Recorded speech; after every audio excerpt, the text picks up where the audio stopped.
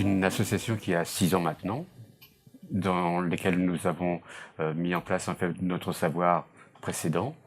Et on veut promouvoir les modes vestimentaires, principalement la Bretagne, mais aussi l'ensemble des modes vestimentaires françaises entre la Révolution et les années 40 à peu près. Surtout par le biais d'expositions, de conférences et d'échanges. Alors en fait, nous avons surtout axé dans un premier temps sur la culture bretonne, qui est très forte dans notre territoire.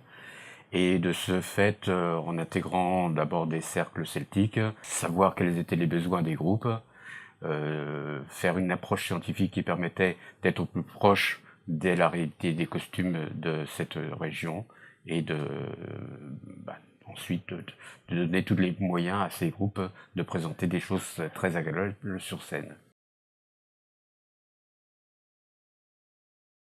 Le principal travail a été d'abord de relire quelques paragraphes, quelques longs paragraphes de Marcel Proust pour voir dans quelle mesure la mode présentait pour lui un intérêt majeur.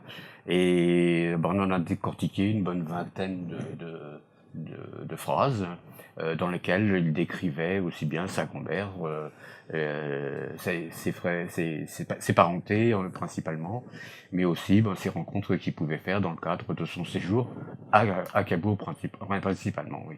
Ah, il fallait effectivement, dans notre démarche qu'on a eue avec les Amis de Vinteuil, qui étaient les organisateurs des journées musicales de Marcel Proust, présenter des costumes authentiques, des costumes d'époque.